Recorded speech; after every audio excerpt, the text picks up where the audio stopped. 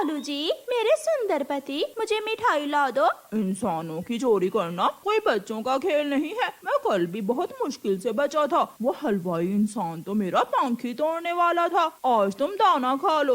नहीं खाऊंगी, नहीं खाऊंगी, मैं दाना नहीं खाऊंगी, मुझे मिठाई ही खानी है। कालू कौवा जानता था कि उसकी पत्नी गौरी कौवी बहुत जिद्दी है, इसलिए कालू कौवा उड़ता है और इंसानों की बस्ती की तरफ जाता है। मोटा हलवाई अपनी मिठाई की दुकान पर बैठा हुआ था। कालू कौवा पेड़ के ऊपर छुप कर बैठ जाता है। बहन जी, खालिस देसी घी से मिठाई बनाता हूँ। मेरी मिठाई बहुत स्वादिष्ट होती है। हलवाई अपने ग्राहक से बातें कर रहा था कि कालू कौवा पीछे से उड़ता है और एक गुलाब जामुन अपनी चोंच में लेकर फुर्र से उड़ जाता है। छी छी, कौवा, काला कौवा, आज फिर मेरी मिठाई उठाकर भाग गया। जिस दिन पकड़ा गया मैं तुम्हारे पंख ही तोड़ दूंगा।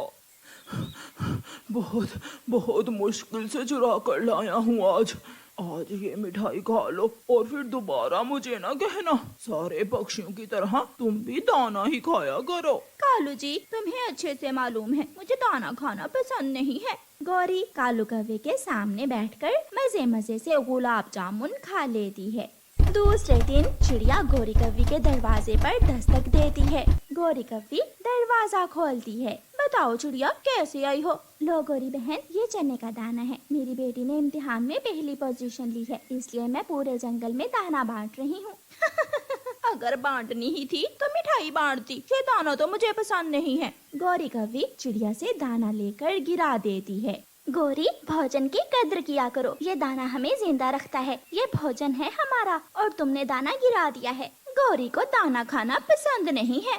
कालू कौवा नदी पर बैठा हुआ था। गौरी वहाँ जाती है। कालू जी, मेरे सुंदर पति, भूख लगी हुई है। तो दाना खाओ। कालू जी, प्लीज मिठाई ला दो मुझे, मेरा तो मिठाई खाने को ही मन कर रहा है। अपनी पत्नी की खातिर इतनी छोटी सी चोरी भी नहीं कर सकते तुम? मुझे डर लगता है, जिस दिन मैं पकड़ा गया तो हलवाई इंसान मुझे मार देगा। तुम कभी नहीं पकड़े जाओगे। और सुन लो कालू जी, अगर तुम मेरे लिए मिठाई ना लेकर आए तो मैं आज ही अपने मायके चली जाऊंगी। कालू कौवा इस बात से डरता था। ये सुनना था कि कालू कौवा फिर से इंसानों की बस्ती की तरफ भाग जाता है।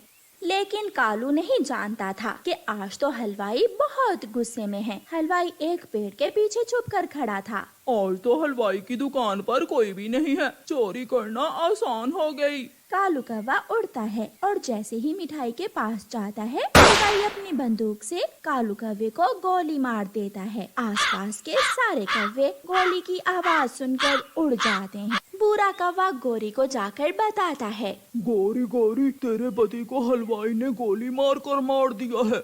ये सुनकर गौरी कौवी जोरों से रोने लग जाती है। मेरा पति, मेरा सुंदर पति मुझे छोड़कर चला गया। कालू, तेरे बिना मैं कैसे रहूंगी? कौन मुझे मिठाइयाँ ला कर देगा? मेरा पति कालू जी।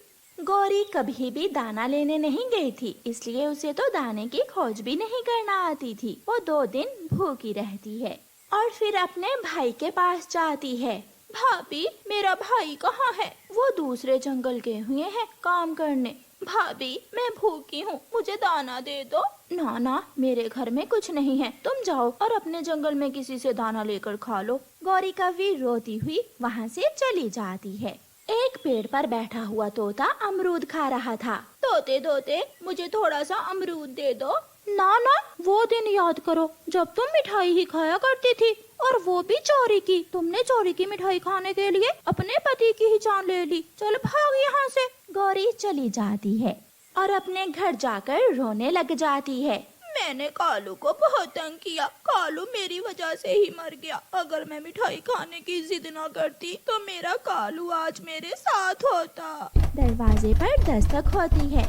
गौरी कौवी दरवाजा खोलती है तो सामने चिड़िया टोकरी में दाना लिए खड़ी थी। गौरी बहन, मुझे पता है जब से कालू मरा है तुम भूखी हो। लो, ये दाना खा लो और इसे फेंक न देना जैसे उस दिन फेंक दिया था। चिड़िया बहन, मुझे माफ कर दो। कालू अब लौट कर तो नहीं आएगा। अगर आ जाए तो मैं कभी भी उसे चोरी की मिठाई नहीं मांगूंगी। गौरी, इसीलिए तो कहते हैं कि जो रूखा सूखा मिले उसे खा लो, क्योंकि मेहनत के दाने का स्वाद चोरी की मिठाई से ज्यादा जादुई नारियल का पेड़। दूर किसी जंगल में एक चिड़िया और एक कौवा रहते थे। चिड़िया और कौवा भोजन की खोज में मारे मारे फिर रहे थे, क्योंकि उन दिनों जंगल में भोजन का मिलना बहुत मुश्किल था।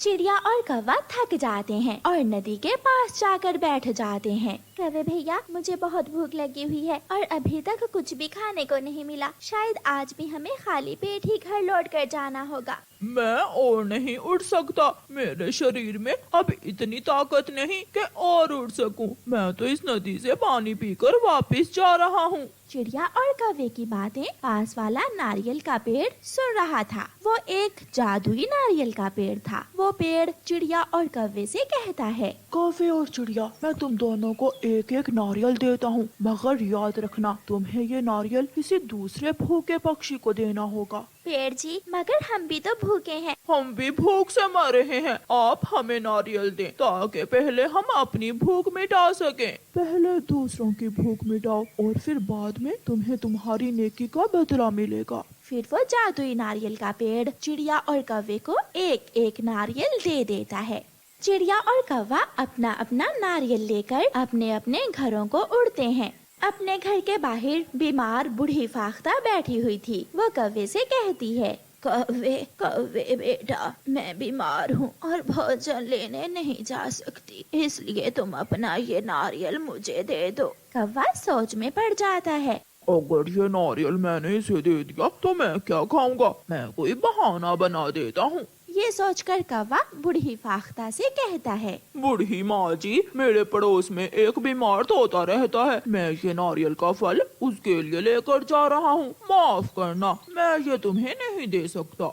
ऐसे कहते हुए कौवा आगे बढ़ जाता है और घने पेड़ के नीचे बैठकर पत्थर पर मारकर वो नारियल तोड़ता है और खाने लगता है। कौवा वो नारियल खा लेता है। चिड़िया भी अपना नारियल लेकर जा रही थी। वो सोच रही थी कि वो ये नारियल किसे दे। तभी वही बूढ़ी फाख्ता चिड़िया से वो नारियल मांग लेती है। चिड़िया बेटी, मैं भूखी हूँ, तुम ये अपना नारियल मुझे दे दो। माँ जी, धन्यवाद मेरी मुश्किल आसान करने के लिए, क्योंकि मैं ये नारियल किसी गरीब पक्षी को ही देना चाहती थी। चिड़िया बूढ़ी फाख्ता को वो नारियल दे देती है और वहाँ से चली जाती है।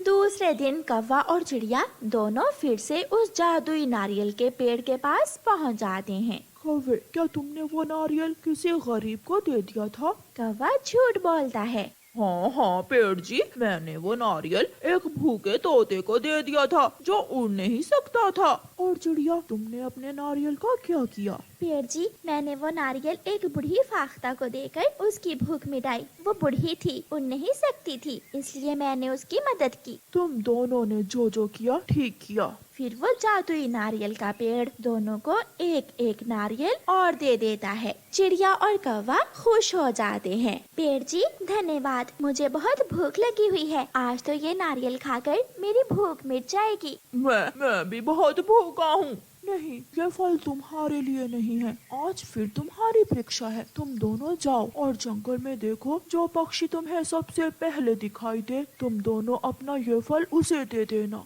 पेड़ की बात मानकर कौवा और चिड़िया फिर से जंगल की तरफ निकल जाते हैं। सामने कबूतर बैठा हुआ था, जिसे देखकर कौवा अपना मुंह दूसरी तरफ कर लेता है।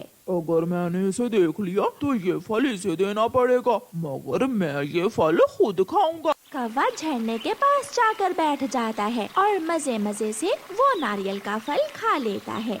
मगर चिड़िया जानती थी कि अगर उसने वो फल खाया तो उसे झूठ बोलना पड़ेगा, इसलिए चिड़िया वो फल अपने पड़ोसी कबूतर को दे देती है। कबूतर भैया, ये फल आपके लिए लाई हूँ मैं। मगर चिड़िया, इस मौसम में तुम्हें ये फल कहाँ से मिल गया? कबूतर भैया, ये मेरी एक परीक्षा है। ऐसे कहते हुए चिड़िया अपने घर चली जाती है। आज फिर से चिड़िया भूखी थी, वो भूखी ही सो जाती है। अगले दिन जब चिड़िया नारियल के पेड़ के पास जाती है तो वो पेड़ चिड़िया से कहता है, चिड़िया, तुम ईमानदार और बहुत अच्छी चिड़िया हो। तुम मेरी परीक्षा में पूरी उतरी हो। इस नदी के पार जाओ और सामने आने वाले बाग के सारे फल तुम्हारे हैं। तुम जितने चाहो फल खा सकती हो और अपने दोस्तों को भी दे सकती हो। चिड़िया बहुत खुश होती है और नदी के उस पार चली जाती है। थोड़ी देर बाद कौवा भी वहाँ आ जाता है। पेड़ जी, मैंने वो नारियल एक बुलबुल को दे दिया था। आज मैं बहुत भूखा हूँ। आज मुझे 2 नारियल के फल देना, ताकि एक मैं खाऊं और एक गरीब को दे सकूं। कौवे, तुम झूठे हो और तुम मेरी परीक्षा में हार के हो। तुम यहाँ से भाग जाओ। तुम्हारे लिए मेरे पास और कुछ नहीं है। ये सुनकर कौवा रोने लग जाता है और रोता हुआ वहाँ से चला जाता है। दूसरी तरफ चिड़िया एक ऐसे बाग में पहुँच जाती है जहाँ हर तरफ फल ही फल थे, और चिड़िया वहाँ ही एक पेड़ पर अपना घोंसला बना लेती है और मजे मजे से मीठे फल खा